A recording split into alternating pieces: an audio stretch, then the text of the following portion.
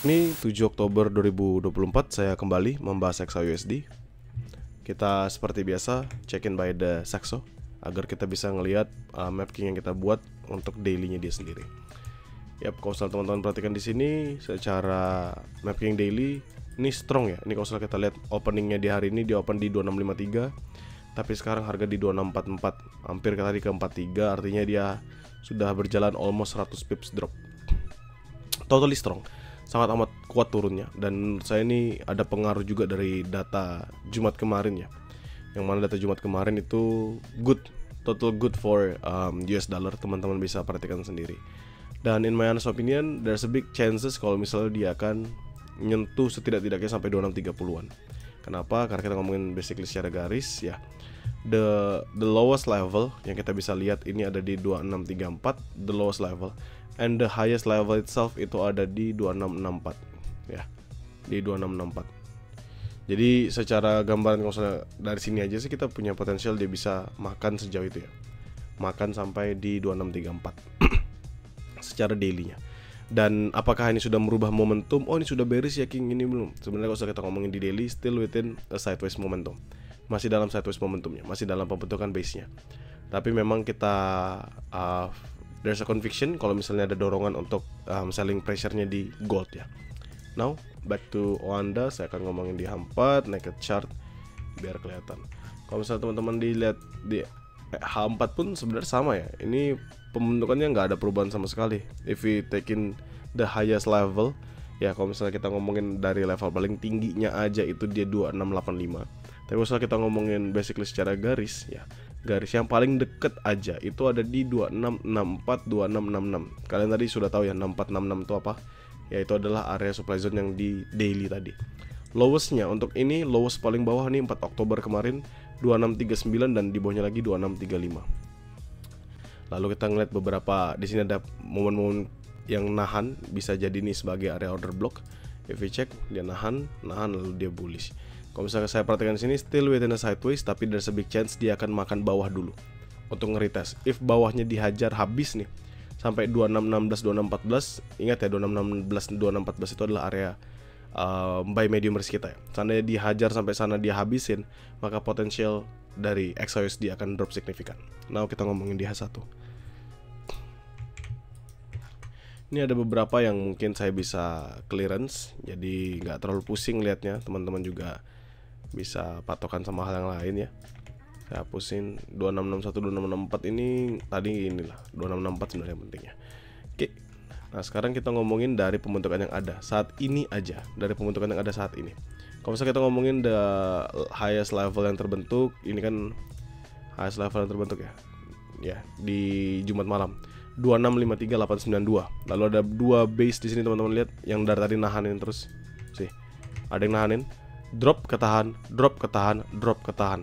Ini di H1 ya, 2645.5. Jadi ini salah satu support yang kuat. Jadi kita ini sebenarnya lagi ada di area support yang kuat. Dan kalau misalnya kita consider dengan adanya volatility ini, seandainya saya ambil paling bawahnya aja, itu di 26442 sebenarnya, 2642. Ini kita ngambil volatility paling bawahnya. So, apa yang bisa saya simpulkan di sini? Ya ini sebenarnya area buy scalping. Kita tahu newsnya signifikan strong untuk drop, tapi dia mampu mempertahankan di zona ini. Jadi selama si 2642-nya ini nggak di break teman-teman, nothing to be worry about, karena nextnya retest ke area closingan di bawah sini. Ya akan retest area yang lebih jauh lah, kalau misalnya saya bisa bilang. Akan dia retest di area yang lebih jauh. Ini beberapa zone, ini kan yang nahan, saya hapus aja biar nggak pusing. Nah, jadi ini pembentukan sideways-nya dengan area sideways paling atas di 2653. Jadi tanpa ada momentum apapun, tanpa ada dorongan dari mana-mana, hanya akan di sini-sini aja. Hanya akan ada di sini-sini aja. 2653 sampai 2642. Jadi atas bawah 100-an pips. Tanpa ada dorongan apapun ya. Saya ulangin sekali lagi.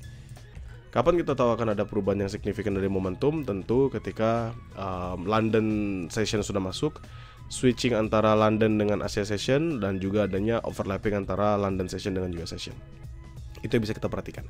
Tapi at least 2645, 2642 ini jaraknya 30-an pips, teman-teman bisa patok sebagai area buy bolak-balik aja.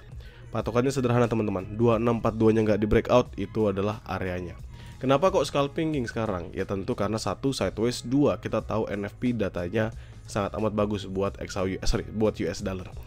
Artinya ada masih tekanan-tekanan sellernya ke depan. Dan saya juga punya conviction, walaupun conviction saya nggak pernah berubah, masih convictionnya bullish, masih akan keep upping. Tapi kalau misalnya kita ngomongin lower time frame, di H1, M15, M30 kita bisa ngelihat akan adanya kekuatan seller yang lebih baik gitu. Jadi area scalping sudah ada untuk yang buy. Untuk yang buy scalping, buy high risk di mana? Pertanyaan gitu. Oke, saya sudah tahu King, kalau kita bisa buy di sana. Buy high risk di mana? Tentu buy high risk saya adalah on this one. 2633 2630. Teman-teman yang di grow account sebenarnya yang sadar, kemarin itu saya bukan sadar sih. Yang saya hanya share infonya aja.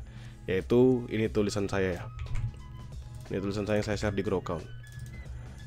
Melihat dari price action, selama 2637 tidak breakout di H1, gold masih potensi rebound balik. At least kemana? 2643, 2649. Ya, which is ini area-area yang menurut saya stagnan lah. If breakout, gold potensi retest dimension zone 2630. Semalam yang kemarin teman-teman lihat dia retest tapi nggak nyampe 2630. Ini cuma sampai 2632 aja. Pop, lalu dia close-nya di 2638, langsung dia bullish. Kencang ini sampai di harga 2670 sebelum nanti dia balik lagi ke bawah. Ya, jadi 26 ini saya patok 33 30. Ini adalah area buy high risk-nya saya. Oke, area buy high risk-nya saya 2633 sampai 2630. Sebenarnya 32 sampai 30 aja sih. Jadi saya agak kecilin dikit, 32 sampai 30 aja udah cukup sih. Ya, 32 sampai 30 sebenarnya udah cukup. Ini area buy high risk-nya yang akan saya lakukan seandainya dia nge-retest kembali. Catatannya sama 30 yang gak di breakout karena dimension zone-nya saya kan 30. Untuk ditanya medium risk di mana, jauh teman-teman ya. Still the same, 16 sampai 14. Totally the same. Akan ada 2523, akan ada 2220, tapi itu nanti saya confirmnya di luar dari zona map King yang saya share dalam grup. Untuk sell-nya sekarang di mana? Pertanyaannya kan seperti itu. Oke, saya sudah tahu King. Sekarang sell-nya di mana? Ya, tentu sell yang paling ada bisa kita bahas ya, yang at least kita bisa bahas banget itu ya di sekitaran sini. Ini kan 2653 area paling atasnya. Kalau misalnya saya ubah ini menjadi M15 atau M5, ya, ini kan ada yang nahan di level nih. Ini dia nahan area tersebut. Nah, jadi ini ada di 2652.8 atau 2653 sampai 2653.8. Jadi 2654, 2653 ya, jadi 2653 sampai 2654. 10 pip saja, tapi menurut saya nggak gitu menarik lah kalau saya harus abuse sell di sana. Nggak gitu menarik. Kenapa? Karena ya tentu lebih better kita seandainya nih ya dia nge-retest lagi ke 50-an. Ini bullishnya kuat berarti teman-teman. Paham nggak? Sekarang harga di 46. Kalau misalnya dia bisa naik nge-retest sampai 50-an ini, artinya sudah kencang dorongannya. Dan tinggal tunggu waktu aja sampai 54-nya breakout. Jadi menurut saya itu nggak akan jadi area sell dulu. Sejauh ini melihat momentum saya nggak akan jadikan area sell. Tapi area sell nanti yang akan saya patok pertama tentu adalah di area open dan closingannya orang-orang ini. 2658 sampai ke 2660, 2661. Ya, 2658 sampai 2661. Itu akan saya jadikan patokan area sell saya. Nextnya di 7173, lalu nanti di medium risk-nya 8385. Nggak akan banyak perubahan ya teman-teman sekalian untuk pembentukan yang ada hari ini. Kenapa? Market baru buka, teman-teman juga baru cek pergerakan yang terjadi ya. Teman-teman baru cek juga dari momentum XAUSD yang ada. Most probably baru akan bergerak signifikan nanti ya. Hari ini nggak ada banyak perubahan. Asia session juga lagi sepi, China lagi libur. Besok juga nggak gitu banyak juga news-news yang menarik. If we check by this week only, Wednesday libur lagi South Korea. USD ini sama seperti setiap hari Rabu di slow release. NZD rilis untuk RBNZ, jadi untuk yang NZD family. Dan yang ini yang paling penting, FOMC meeting minutes. Nggak penting-penting banget, tapi at least kita bisa tahu pandangan ke depannya bagaimana. Lalu CPI yang akan rilis di hari Kamisnya bersamaan dengan initial jobless claim. Ya, CPI rilis ini kita trade di sini, ini akan menjadi salah satu trade yang menarik buat kita. Jumat 30 year bond auction rilis menarik. GDP-nya keluar tanggal 11 ini ya. Euro, CPI-nya Euro rilis, dan USD untuk PPI-nya juga rilis.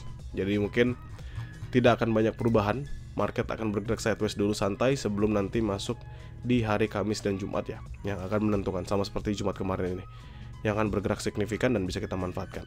Sejauh ini still the same, 2653.8 saya bulatin aja ya. 2654 dia nggak breakout, dia drop kembali. 2642 dia nggak breakout, dia up kembali. Bolak-balik di situ saja. Pastikan teman-teman sesuaikan dengan metode yang kalian jalankan. Bagi teman-teman di Grow Count, nothing to be worry about, karena saya akan selalu share mapkingan ini di dalam grup.